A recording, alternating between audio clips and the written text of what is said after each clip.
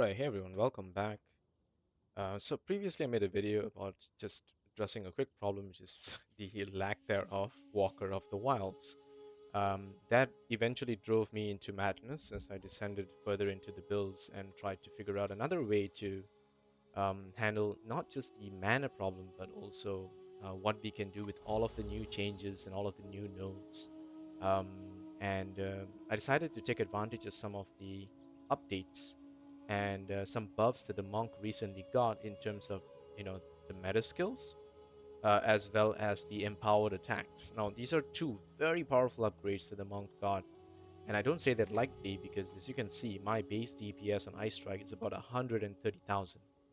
Now I can bump the numbers up easily, but then I would lose some defenses. And so I decided to sort of find a balance between the two, and this is roughly where I sit right now. Now you must understand I'm having a level 94 Invoker, which means this is a very, very late game setup, and you might not be able to reach this until the level 90s. However, I want to say that when I make these videos, I just want to highlight what nodes are useful and interesting, and just let you guys know how the combination of some of the skills and support gems and nodes work, and then you can theory craft by yourselves and eventually figure out, play the game like you normally would, right? So let me just share what I've experimented. And before I do that, I want to just take you guys into a map and show you what the gameplay looks like, just so you understand just how much power that this build is packing. And perhaps that will give you a bit more context. I am running a tier 15 map. I can run tier 16, but I'm just going to be running a tier 15 here because I'm just making my way towards a specific location in the end game. So I'm just going to be doing that. Let's clear these enemies here really fast. And there we go. Wipe them. Alright.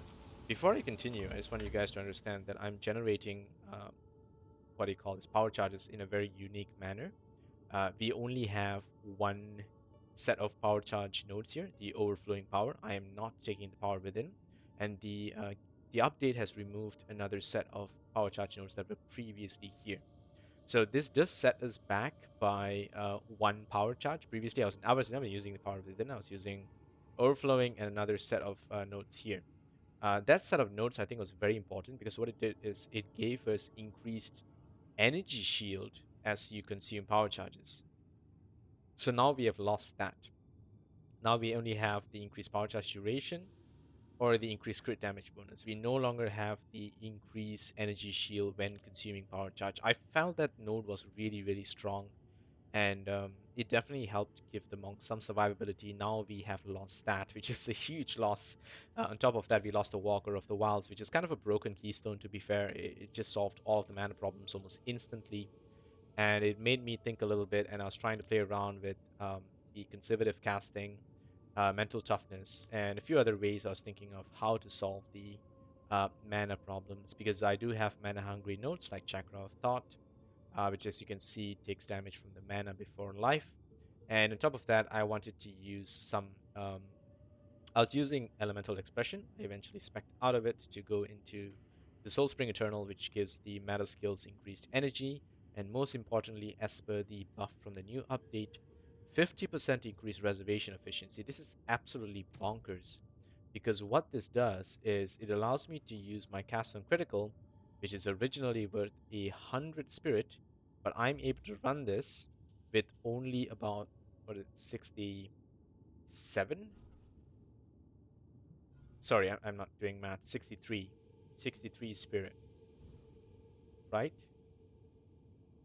Yeah, yeah. So for 63 spirit, I can run cast on critical. What this means is now for the price of just cast on critical, I can run cast on critical and another 30 spirit um, buff, which is insane. So I decided that, hey, let's look at all the 30 spirit buffs. Is there any of them that have to do with mana? And there is mana remnants. And mana remnants is really cool because it allows you to spawn these sort of remnants in the area. And using harmonic remnants, you can actually pick those remnants up from 35% further away. And there's a chance to create additional remnants, which means you're always going to have these remnants that are just spawning around you. What do these remnants do? they obviously give you mana, and on top of that, they allow your mana to also overflow, which is the key important thing here, because as you can see, my mana is now above its maximum limit, thus making sure I'm not just regenerating mana, I'm also storing more mana. So having Cast on Critical together with Mana Remnants allows us to not just generate more mana, it also allows me to spec out of Resonance and Combat Frenzy and utilize Profane Ritual to then get power charges from consuming corpses. Now, not just power charges, of course, we also can use other spells like Eye of the Winter and Elemental Weakness because I am moving out of the hand of Chayula. I need Elemental Weakness at least to get some additional debuff on my enemy. So Elemental Weakness is amazing, gives me extra reduces the enemy's elemental resistances further. And then, of course, we are a crit monk. So if you crit, you basically take advantage of so many things, such as under my enemies. Critting also does more damage, allowing you to freeze enemies a lot better. And of course, when you crit, your evocational practitioner allows your meta skills to gain more energy. And when you trigger the meta skill, you also get more crit chance. So this synergy is just amazing. And in addition to those, of course, I am a Daze monk. I'm also taking advantage of dazing my enemies. Part of that is from concussive attack. And then also the one with the river, which gives you 10% daze and freeze. And then over here, there's stupefy and dizzying hits, which also give you increased chance to daze and increased damage against daze enemies, increased crit chance against daze enemies. So this whole daze build that is running underlying into my crit build is doing really, really well. There's a bunch of other things as well, such as empowered attacks, which I will explain to you guys in a bit. But I just wanted to show you how I'm generating charges, just so you're aware of that while I'm doing all of this. So I also decided that I wanted to initially increase the AoE with Dizzying Sweep. It seemed like a very cool note because I wanted to spec out of Heralds and I wanted to spend more time using things like Shattering Palm. Because Shattering Palm is technically like a mini Herald of Ice. It doesn't work quite as well because it doesn't have the same level of AoE.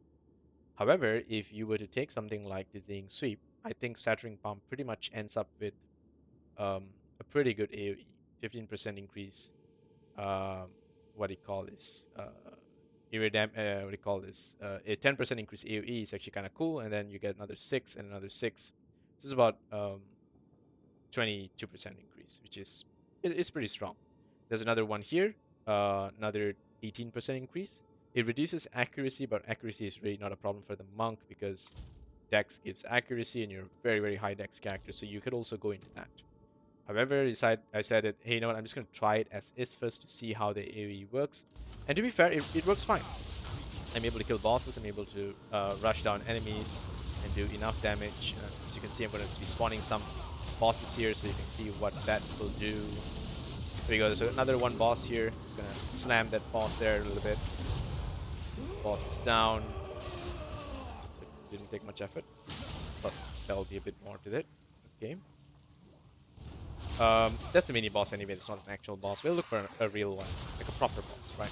Look for a proper boss. As you can see, I'm sweeping through enemies just fine. The AoE of the damage I'm dishing out is great.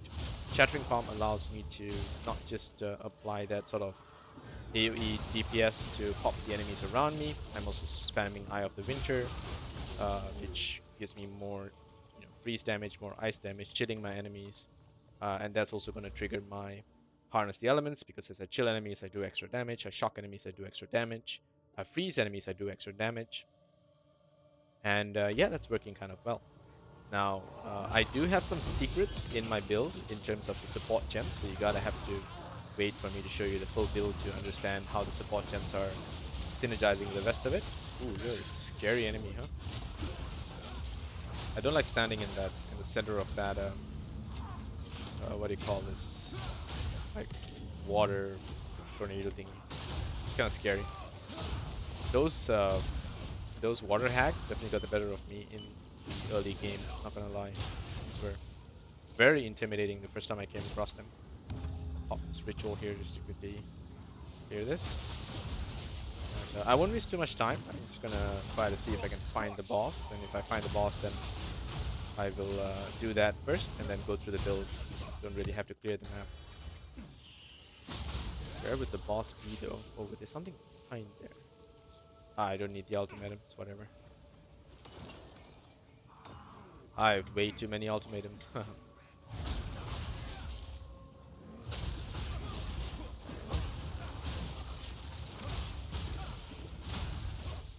Once in a while, I do pop my mana, but as you can see, I'm already overflowing with mana. Means I don't really need so much mana at all,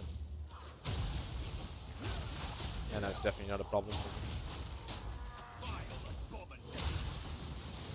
I think this what do you call this spirit uh, gem, the mana remnants, is definitely doing a lot of work. Like I think this one thing alone makes it make sense not to even need Walker of the Wilds, right? And plus, Walker of the Wilds made it almost like it's almost guaranteed that you would take it just because of how powerful it is, and the fact that when you have it, you eliminate like mana being a thing from the game just because of how strong it is. You almost make it such that you don't even know what mana is at that point. Um, yeah, it was just that strong. And the more I think about it, the more it makes sense that they realize it's just too strong and they don't need it. Right, let's go and see what the boss is all about here. What are you? Oh, okay. Never heard that howl before. AoE attack.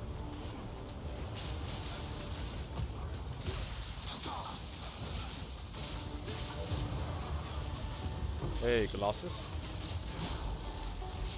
Oh, it's frozen. Bye bye. Yeah, yeah, yeah.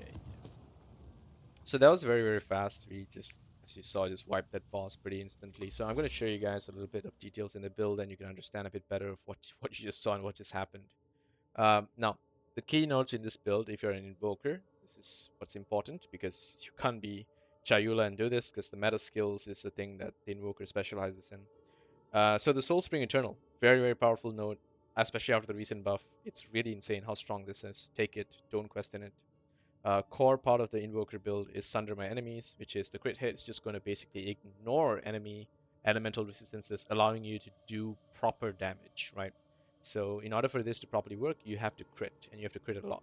So one of the reasons why Elemental Expression comes after, because that's also triggered by your critical hits. And Elemental Expression, I would say, is sort of like a alternative to Charge Staff, right? Because it works similarly, except it saves you a spell slot. That's the real reason why you would be taking it. Is it saves you a spell slot, and on top of saving the spell slot, it doesn't need power charges, right? So these are two very important things. It doesn't need power charges, which means you could run this build without power charges and just crit. And you could totally do that. You don't need charge staff, you don't need falling thunder.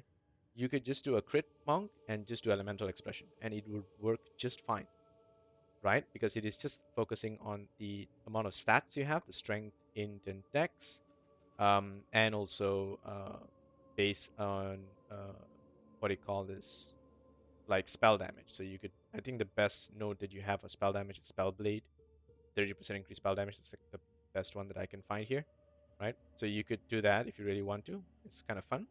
But right now, for this build, take Soulspring Eternals, take Sundrum Enemies. Then you obviously want to lead me through Grace. This is the most powerful node, one of the most powerful nodes in the game, basically, because it gives the monk almost 200 spirit, just like that.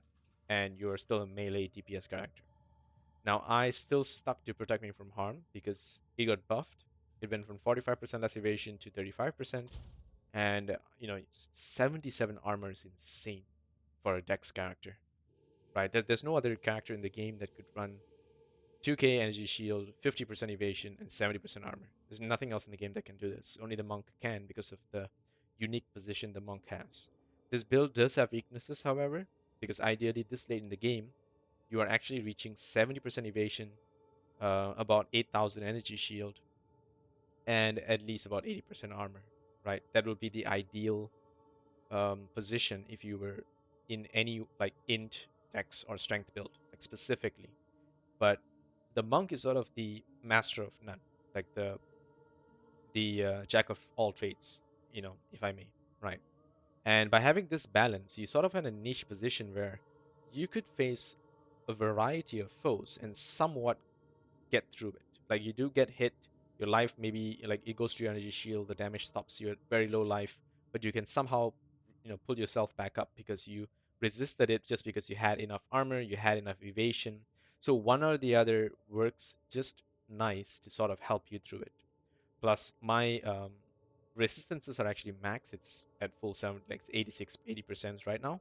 So if you can try to make these as high as you can, it's a little bit lower right now because the map I'm playing reduces my elemental resist, but otherwise it's pretty much max. So you ideally want to max that out, and then on top of that, have as much evasion and energy shield as you want, and then try to get this. And you should be generally doing okay. Even better to do this build if you want, you could go into a full evasion armor. I had a very good full evasion armor, just that I crafted an even better hybrid armor, which is why I switched into it. So I would say it might work better with just full evasion, um, because this relies purely on evasion and not on energy shield. And then you do have nodes like Spectral Ward, which allows you to use your evasion to get energy shield, and that combination was really fun. I really enjoyed it because you have an int helmet, a dex armor, and that sort of is the niche position the monk sits in. Now, other than those, if you understand those, you generally want to come through Flow Like Water, take Mindful Awareness, Crashing Wave, and then make your way up into Concussive Attack. Early on in the game, you can use Moment of Truth, and if you really have problem with stunts, you could take Mystic Stance. Obviously, you'd want to work your way down to High Alert because it's even better because it gives you evasion and stun threshold, and both of them work pretty well together. These two things also allow you to make sure that immaterial is even stronger, so that when you are sort of in that in between taking damage phase and your energy steel shield starts to recharge, you have an additional 50% evasion, which is crazy, and you almost always have 30% increased evasion because you have a little bit of energy shield that's just going on. So immaterial is very, very strong, and on the way to immaterial, you take 12, 24, 36, 48% increased evasion and maximum energy shield. So these are very good nodes, and this I feel like without this, the monk just doesn't perform very well. And I've spec'd out of it a few times because it's very expensive. It's 5 nodes, but it almost always works, so I always come back to it. Now, other than concussive attacks, Killer Instinct is one of the strongest DPS nodes in the game. Take it. You could take Blinding Strike. I spec'd out of it because at this point DPS is not really a problem. Obviously, if you're running Combat Frenzy, you want to go to Resonance, and then you can reach out to all of these nodes. I don't need Combat Frenzy, so I don't need Resonance, and because I'm running Profane Ritual, and I have another way of generating power charges, so I'll show you guys that in a bit. But as a result, you don't need that for this build, so I'm only reaching these nodes because I have a From Nothing Diamond.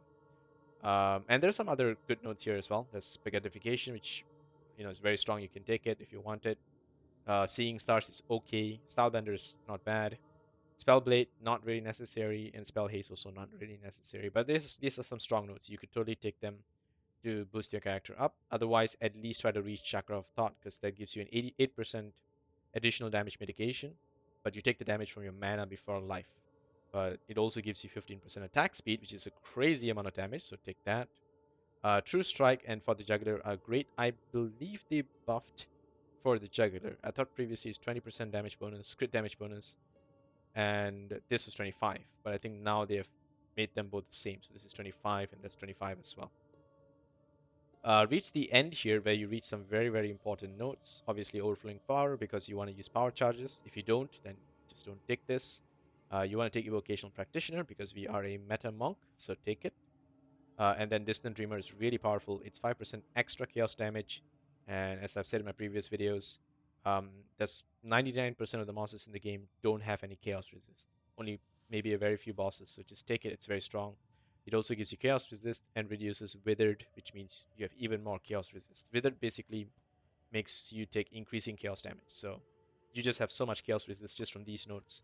And it's very rare to come across just chaos damage nodes. Like if you will just look chaos resist, um, you don't see any. There's some very few ones here. Yeah, it's very few over there. Almost none here. It's a companion notes. Yeah, yeah, there's almost none. So take it. It's a very, very awesome note. Distant Dreamer is really cool. So take it as soon as you can. And I did try the whole holo palm technique thing, and eventually later in the game, you want to get back to your quarterstaff. The holo palm technique I feel is more suitable for a budget monk, but eventually when you get a good quarterstaff, you always want to go into quarterstaff because it gives you um, the rune slots, which is really important because runes are very, very powerful as you go later in the game. As you can see, I'm running a Citaqualotl, sure how to say it, Citaqualotl, Soul Core, which gives me increased elemental damage and elemental damage, and these two are really powerful. I also have the Sakawal's Rune of the Sky, which gives me another 5% damage of all elements. So these insane DPS runes will only work if you have a quarterstaff. You cannot achieve this with Hollow Palm technique unless you have that glove weapon and you manage to get enough runes into it, because there's an unarmed, uh, like a unique unarmed. Let me see, can I find it? Uh, I think it's only gloves, right? There's no like, is it a weapon? Unarmed gloves. Not really sure what it's called. I need to look it up again. But it's like an unarmed uh, weapon slot thing. I think it's either it's glove or a weapon. But whatever it is, you can't quite achieve the same level of damage as the quarterstaff. And also the quarterstaff notes, as you can see, are a lot more than unarmed notes and are just a lot better, right? If I would look for unarmed, as you can see, yeah. Other than this, there's no other real unarmed. This is the only unarmed node that you have in the whole tree, so it's just nowhere near as strong as all of these quarterstaff nodes. These are insane. 8% attack speed, um, and then knockback when you get a crit, allows you to keep distance from enemies and allows you to create space for yourself to just get more AoE off. You don't get staggered as well. And then on top of that, you get 10% increased days, 30% defenses. Defenses increase your armor evasion and energy shield, very, very strong. You get increased freeze buildup, which is crazy. 30% is huge. And stun buildup, which is also really good. You can get another more days and freeze here. Then over here, you get accuracy, crit damage bonus, and dex. This is crazy node. More crit damage bonus, and then one with the storm, which is very important because it counts your power charge consumption as +1. This is huge, right? This is huge. This means you're always consuming extra one power charge all the time. It's like a free power charge, right? Of course, you need at least one to initiate it, but one always counts as two. So this boosts your damage and all your skills that require power charges. And aside from that, you want to work your way down here and go into some of these Daze nodes, Stupefy and Dizzying Hits. Very, very powerful. And at this point, I think I have about 50% daze chance. Chance to daze 50%. Yeah, there you go. Which is almost all the time. You're almost always dazing your enemies. And when you daze enemies, you can increase DPS, you get increased crit hit chance. And I think there's some very good daze notes here as well. You can get 12% physical damage. It's extra cold and extra lightning. If you really want these two daze notes, you can also go for those. The reason I didn't is because I just have better DPS nodes here. Plus, I really wanted this jewel slot. But if you don't want the jewel slot, I would say instead of harness the elements, instead of all these 1, 2, 3, 4, 5 points, you can go 1, 2, 3, 4, 5 and try to get electrifying these 6 points. These are very, very strong. I'm more of an ice monk, which is why I generally go lean towards the freeze and cold stuff. But if you're lightning, you can also go lightning. That's totally fine. But yeah, work your way towards these. Ignore the jewel here. It's not really very important. But because all these nodes are just very good, I put it over here and I'm taking most of them. Try to get Chakra of Impact. This allows you to actually fulfill combos. It's very, very strong. You can get Chakra of Rhythm, but Chakra of Impact is more important because this is what gives you increased damage per combo consume and attack damage. Ignore the 7% crit hit chance that's coming from my jewel here. The Chakra of Rhythm increases your chance of building more combos, but you don't really need this because you have a lot of attack speed. You're already building you're already going to max combo really fast. You don't really need this specifically, right? This also gives you attack speed, so it almost guarantees you get max combos faster. If you're really having trouble building combos, you can take this. Otherwise, don't bother with it. Go down here, take all of these extremely powerful crit damage notes. I would say these are more valuable than these. Reason being is because these take a bit extra effort to reach. Whereas these are right here next to some even more important notes, which is enhanced reflexes for increased evasion, deflection rating, and percent increased dexterity, which is crazy. Below here you have bestial skin, which gives you increased evasion, from your body armor. So take this. Even if you don't take Spectral Ward, take this. This is even more important. Spectral Ward is only good if you have very high evasion armor. Otherwise, if you're doing hybrid like I am, then it's not very strong, right? I'm also taking the Winter Owl because it increases evasion per 10 intelligence. You don't need this. It's actually not very strong, but it's good for me because I have Astramentis, which means I have like over 100 attributes for each of my attributes. So I have like 200 plus intelligence, which is crazy, right? Because so that's like 20, like 66% evasion increase, which is crazy. So the Winter Owl alone basically negates the downsides of my protect me from harm. But without protect me from harm, I can get even more evasion if I really want to. It also gives me increased accuracy rating. I don't really need this, but it would be a good way to offset the downsides of Frantic Reach. So if I really want the AoE, I can go Frantic Reach. I don't really need Dizzying Sweep, right? But Dizzying Sweep has really good buffs for me. It gives me damage and daze. So I would say I'd rather go for this, right? Like if you've already taken Dizzying Sweep, you can go for Frantic Reach if you really need the extra AoE. As you saw from my attacks, the extra AoE doesn't really help me that much, right? It's not a massive difference.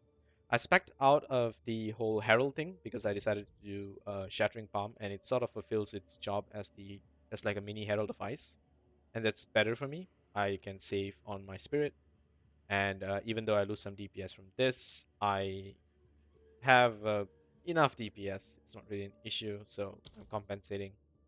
But yeah, down this tree, there's a few more important nodes. There's Agile Succession. This is very cool because it gives you um, 20, 30%, 50% evasion rating and attack speed. So take those. High Alert, as I said earlier, take that. Subterfuge Mask, very, very powerful node.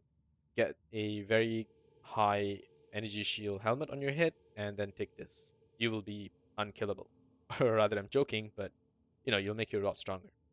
Now down here, I decided to go towards Harness the Elements because I wanted this jewel slot. But as I said, if you don't want to take this, there's many other options for you to spec into. But this is a very powerful node. Harness the Elements is really, really strong because you'll be chilling your enemies most of the time and shocking them. And if an enemy is frozen, guess what?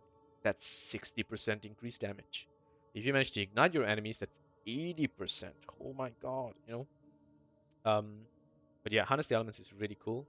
But more important than just Harness the Elements is the nodes that lead up to it. You get Freeze, Build Up, and Elemental damage, and then Shock and Elemental damage. These are very, very strong nodes, right? But there's no reason to really come down here. You rather just do Freeze Build Up to this. If you really want to come down here, it's for this jewel slot, right? Because it's 2 points away. Once you fulfill this, it's 2 points away. You don't really need the penetration nodes. These are not very valuable because when you crit, you ignore resist. So you rather just crit. Don't bother with penetration because you're critting and killing enemies. The only reason you would want to take penetration nodes is for whatever reason you're crazy and you don't want to take 100 my enemies, right? Now, another very interesting new node that was introduced is Hail. This is amazing. This is almost like it was made for me because I'm an Ice Monk and I run empowered attacks on almost all my skills. Like, look at this. Ice Strike, I have Crescendo 3, which gives me Ancestral Boost every third strike, right? What is Ancestral Boost? It counts as being empowered, right? And then my Shattering Palm also has Ancestral Call 2, which is Ancestral Boost every 3 seconds, which is also empowered. And then my Falling Thunder has Fist of War, which is Ancestral Boost with double effect. That also counts as being empowered. So it's cold damage, which is brilliant because it works well with my Ice Monk. So this is a crazily powerful skill. 16% of damage is insane. Um, because it's extra cold damage. So it's just really powerful. It works on me really well. So I just went straight for this. The moment I saw this new node, I was like, oh my god, that was made for me. And I went right for it. And I wish there was a lightning version of this, but I realized that it's just so strong that they probably realized they have to just stop somewhere because of how powerful this is. And I don't think there's any other empowered nodes. Like that's just the one, you know? Yeah. There's no other empowered nodes anywhere in the vicinity. So it's almost like designed for the monk. Because over here, sure you have from for your strength characters, but for the monk, that's pretty much the only one. So take it as soon as you can. Hail is really, really powerful. and he works really well with our build. Now, how am I generating charges other than the obvious, which is cast on critical with Profane Ritual, which is I actually have um, Elit's Chimes. Now, Elit's Chimes is a very late game thing. It's a lineage support gem, and you might not have this if you're playing in the mid game, which in which case you would rather just, do something like um, what do you call that? A skill that allows you to get power charges by like either stunning the enemy, absorbing the power charge from a shocked enemy. You have some of those skills that you can use early on in the game. And if not those, then Combat Frenzy will serve you very well to combine with Resonance all the way to the late game before you can do this whole cast on critical shenanigans, right? Because when you're running cast on critical with Profane Ritual and Mana Remnants, at this point, you really need a lot of spirit, right? And in order to get a lot of spirit, you need very, very high, what do you call this? Energy shield and evasion armor in order for Lead Me Through Grace to give you enough spirit to do this whole combination, right? So until you get this combination, you might not be able to even see Alet's Chimes. But Alet's Chimes, what it does is it gives you a chance to gain power charge when you expend a combo. And with the culmination, any skill can expend a combo. So I'm decided to put this on Shattering Palm because while I'm done with my ice striking, I'm going to Shattering Palm to, debuff my enemy, and that way I'm also going to get a chance to get power charges, and that allows me to just go right click, left click, right click, left click, and kill anything in my path. And combined with those, I'm just going to do extra feast build up, and I instantly boost it, so this allows me to wave clear a little bit better as well. Um, yeah. And other than those, for Falling Thunder, you obviously want to just have things like Perpetual Charge on charge stuff as well, so that when you consume charge, you have a chance of not consuming it. And that works pretty well. For Falling Thunder, you also want to get Culmination so that you can take advantage of Chakra of Impact. And when your Culmination has enough combo and you have racked up enough power charges, you pretty much can one-shot anything in the game. I have killed Uber bosses with this. It is kind of disgusting. It is disgusting. I'm not even kidding. When you have like 6 power charges and 20 stacks of combo on this, I don't know. Maybe Herald of Ash, not Herald of Ash, what am I saying? Arbiter of Ash can survive this. I think he did. But the thing is, I didn't quite rack up the maximum number when I took him on. So I can't tell for sure. But I think um, you can eventually one-shot any boss, right? And that's kind of the important thing about this build. Because the way the Ancestral Boost works here, it counts as double boost. So the Falling Thunder is just doing crazy amounts. I think you're doing like 500,000 damage from one Falling Thunder if you don't crit. And if you crit, I think that's it. Delete. It's like a delete button, right? And it works so well.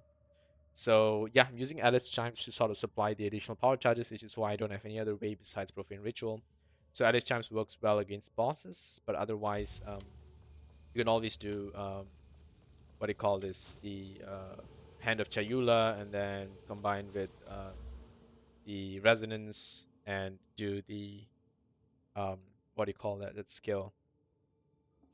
It's the one where when you do a mark on the enemy and you hit them, if you crit hit them, you get a frenzy charge, and for you, frenzy charge will count as a power charge if you have resonance.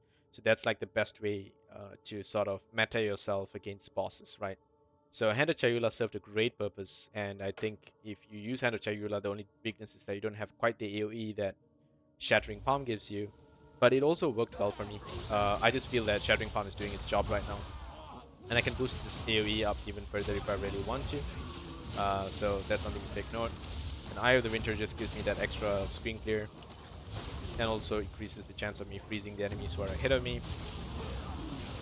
And worst case scenario, I'm doing enough damage anyway. Right. Boom.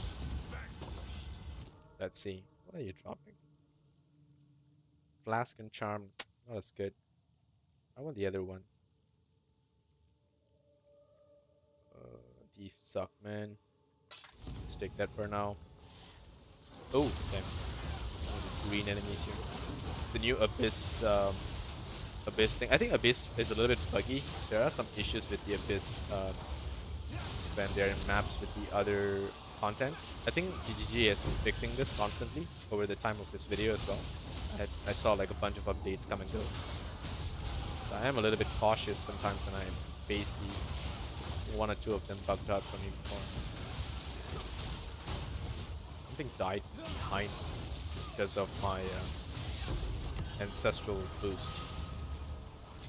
I don't know whether you guys noticed that, but my ancestral boost slam sometimes spawns an illusion that kills the enemy behind me. It's kind of funny.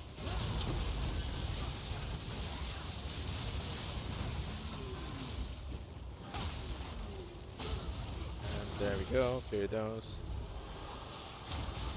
This burning ground is really getting my nerves. Clear that. Oh, frozen boss, of course. It's so satisfying when you just turn around and see that the boss is just completely frozen and helpless. There's nothing it can do to survive you. It knows you're coming, but you're just inevitable. It's a really awesome feeling when you're that powerful. And this wasn't a thing that we could do in Path of Exile 1, right? You couldn't freeze bosses. Bosses were just immune to a lot of debuffs, and that sort of made people opt for more like physical chaos builds that did more DOT rather than debuffs. I don't know if you guys know this. Pretty lore focused stuff I'm talking about here. Jeez, that guy tried to kill me.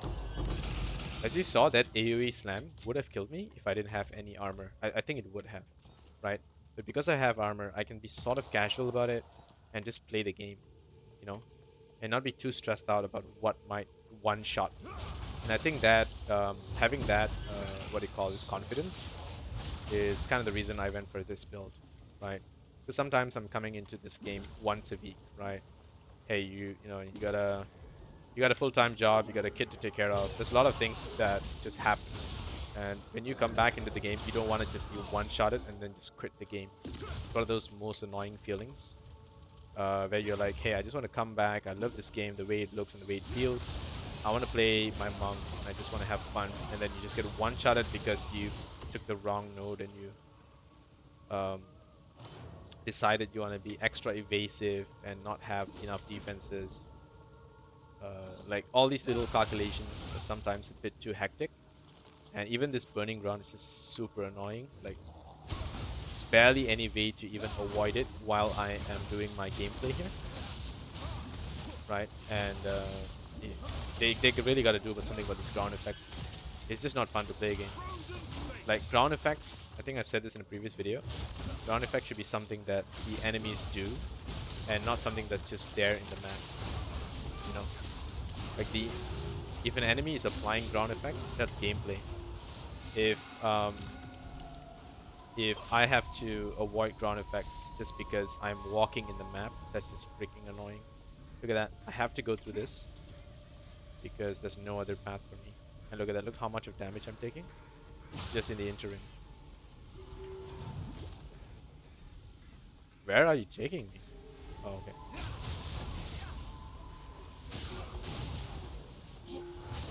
Oh, you're gonna be super rough, aren't you? You're gonna be super rough. You're gonna be such a strong boss here. Oh, so strong. Look at that. It's frozen though. It's strong, but it's frozen. Oh, my bad. I missed that. Ah, whatever. Wait, I got no drops? Wow. That bad, huh? Wow. Okay. Sorry, you guys have to see how bad my luck is as well. Sometimes the game just isn't kind.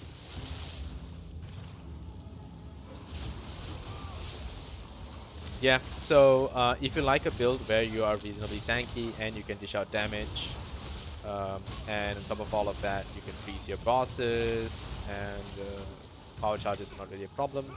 Mana is not a problem. You like Daze, you want empowered attacks in your build, and you just want to do so much crit that everything dies, well, this might just be the build for you. Just gonna continue playing here. Chaos Orb. I think there's more down here. Oh, no? Okay. Look at that. Look how much of damage I'm taking just walking around the map. It's disgusting.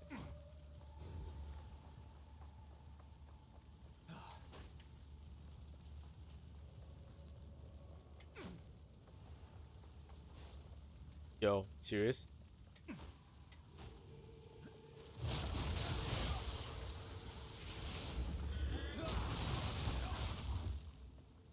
Um, entrance here. An entrance full of flames, though.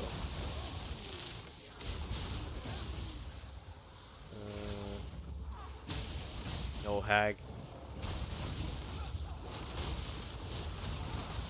With that, see my mana just recovered almost instantly because of these remnants. And the fact is, I'm actually picking them up from a little bit further away. Um, so yeah.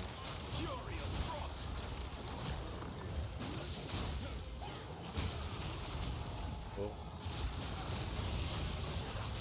See the explosion from the ice. The way they pop, very satisfying.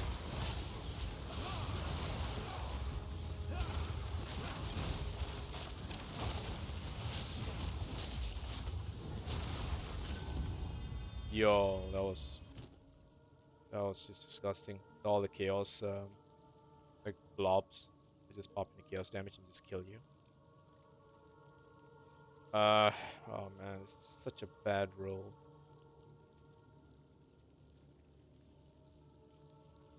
This is just a bad roll.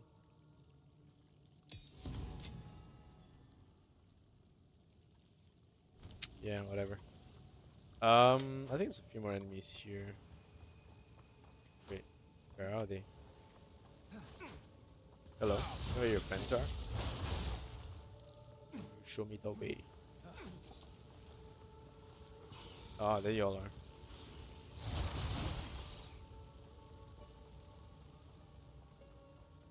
But just remember, in order for this build to really work, and cast on critical and all of that function, crit is your most important thing.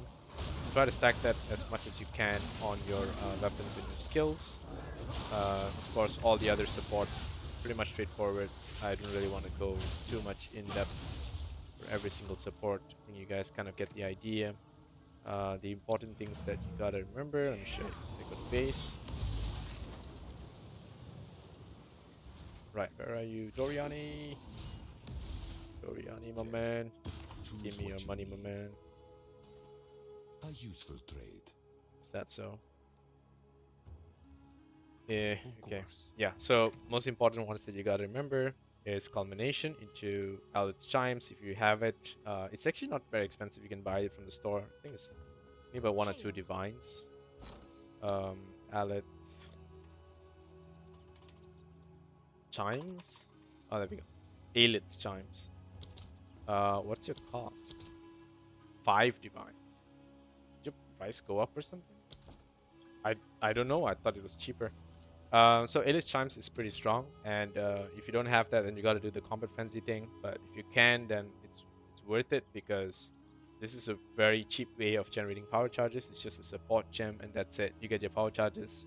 To get the reculmination, of course, you have to spend 3 slots just to get this thing properly going in culmination, Alice Chimes, and Charge Perfusion too. So you lose 3 slots, which is why you put it on a skill that's not a DPS skill, right? Like Shattering Palm for me is more of like a debuff skill, and I do it on this.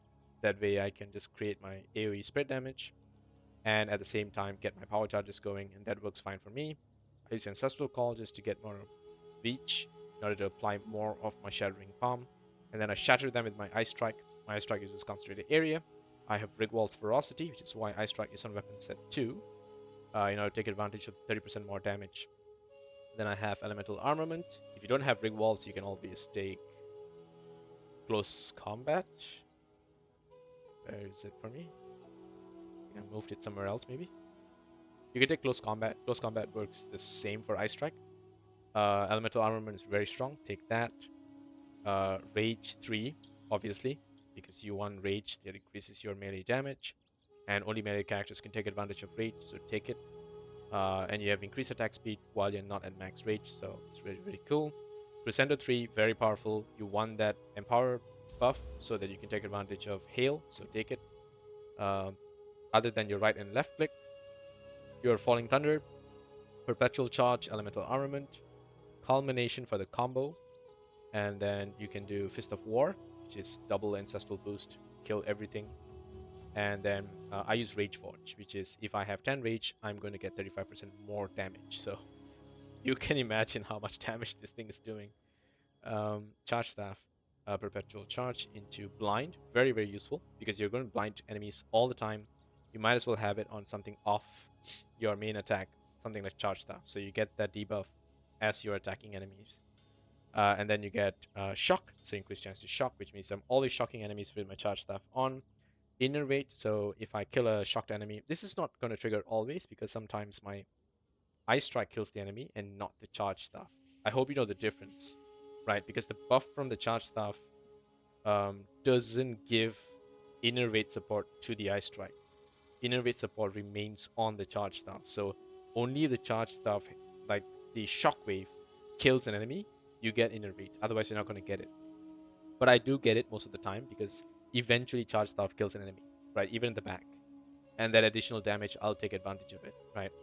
But it's not very reliable because this requires you to kill an enemy. So if you don't want this, you could always just take this out and find another support for yourself, right? It's just an extra bit of damage. But again, it won't work on bosses because you got to kill enemies.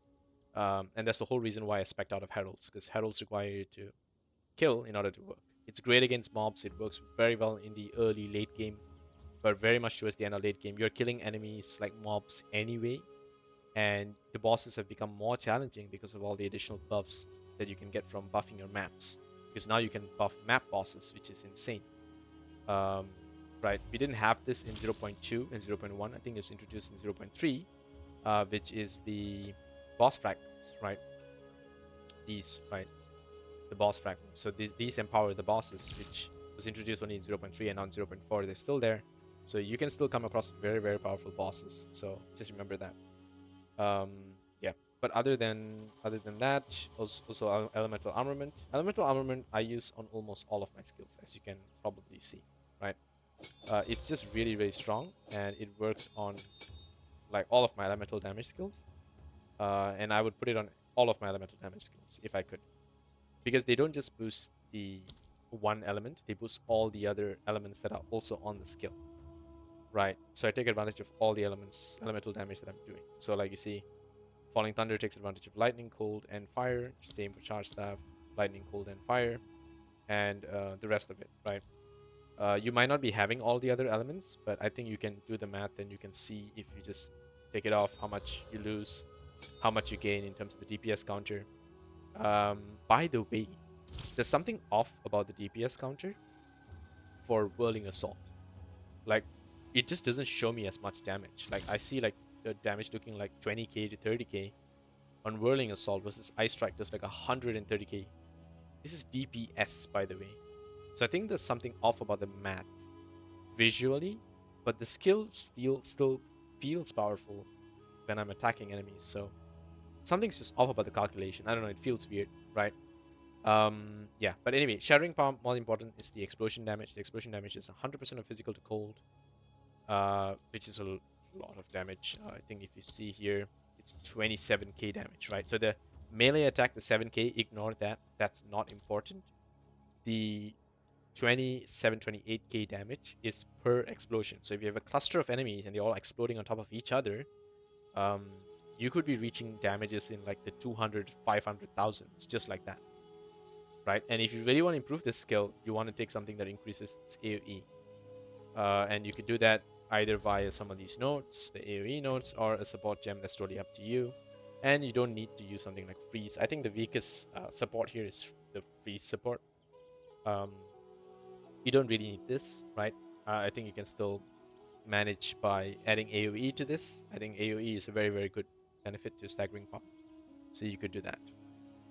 So yeah, anyway, back to charge stuff. More chance to shock, I think, is very valuable. At least you shock a lot more frequently, because I think the shock chance is like 4 or 5%. There we go. So without this, it is 1 to 3. With this, it is 3 to 5. So that 2% difference is important because you don't really have that much shock chance like on your character unless you really look for like shock chance and you really build into shock chance. I think here there's some shock chance I'm getting from here. I'm not getting any from the quarterstaff notes. I don't get any shock chance from this. There's some, this is like if you shock, you can reapply it. But as you can see, there's not many. There's this Essence of the Storm, which is nice. Or you got to reach out at this, right? You got to reach out to the 40% increase chance to shock. And then you got to reach out to increase crit against shocked enemies, right? And increase magnitude of shock with crit. So you got to really reach out for these if you really want to be shocking your enemies more frequently. Otherwise, just get something like just shock support, and I think at least you get to shock your enemies a little more frequently because shock also increases your DPS. So try to keep it if you can.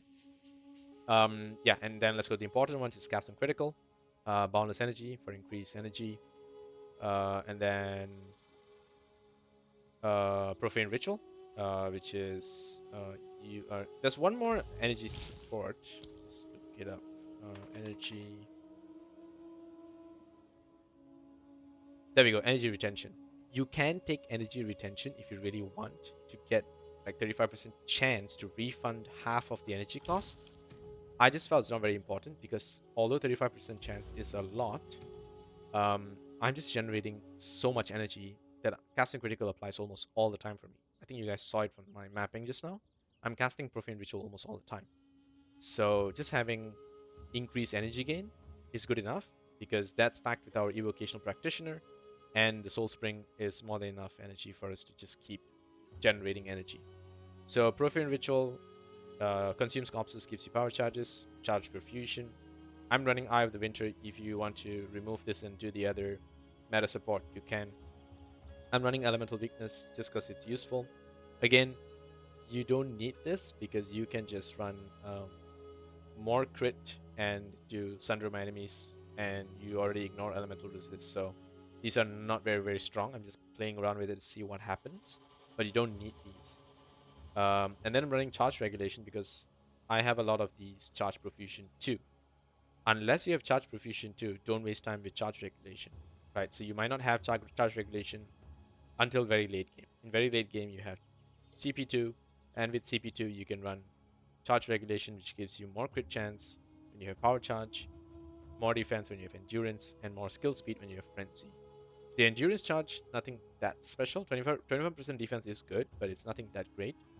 More important, 27% crit hit chance when you have the Power Charge is almost all the time.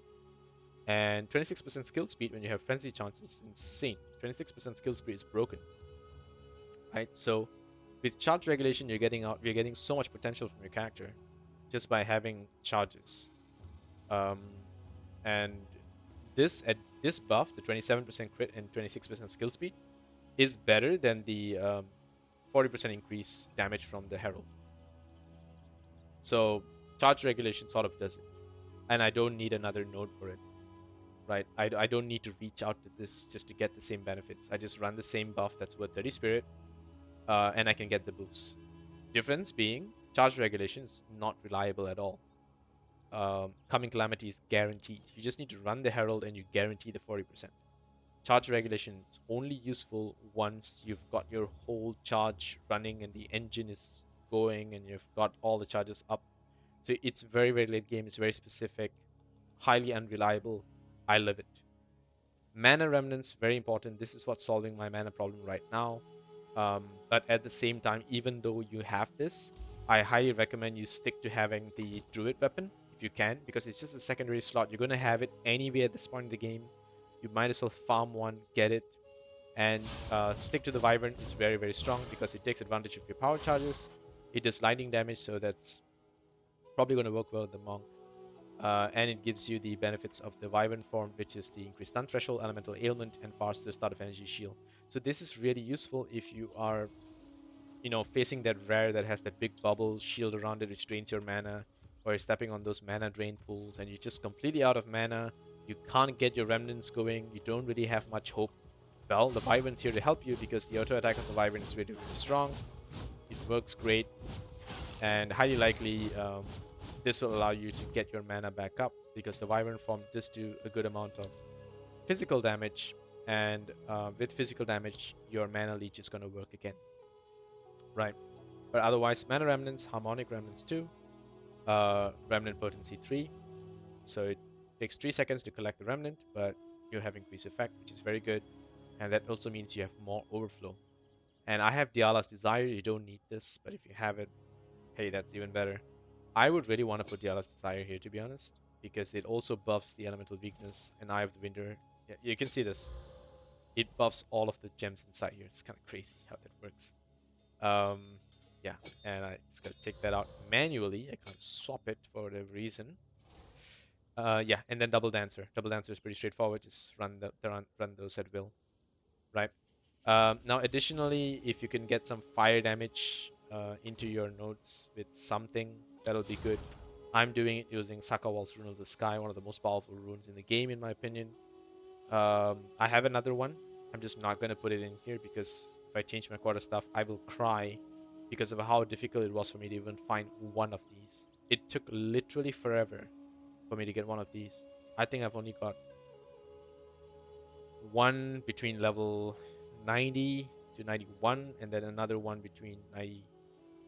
No, I got one a bit earlier, 80, 88 or something like that. And then the other one dropped in like 90 plus. Like these take hours of gameplay just to get even one, right? And how much is it to Yes? buy one? Can Um, I help? Let me look for Sakawal. There we go. How much is this? Oh, it's actually not expensive. Holy shit, really? Wow. Um, I'll buy two. Honestly, I'll post it right I'll away. I'll just buy these. These are really good, right? So look at this. I have Soul Core of Citacodl, however you're supposed to say that. It's 132k. Do I want to do this? Feel kind of bad if I do this. I can't check how much of damage it gives me. It's like that.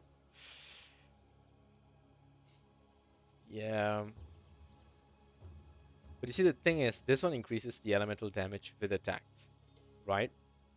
Um, but this one gives me extra damage of all elements. So it's 15% extra damage because it's 5 lightning, 5 cold, 5 fire. If you don't have uh, like enough base damage, this is not going to do very well for you. And this might just do a better trick. But later on, when you have enough base damage, this scales better because of the way it does the math, I guess. Let me see if I have another soul core. Okay, I got 3.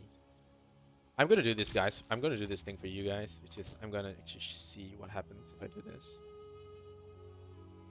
132k. Wait, what?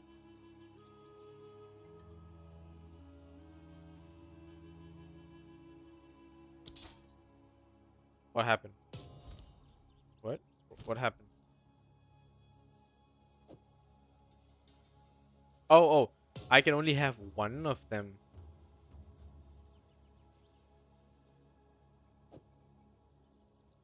Yeah, yeah, yeah, yeah.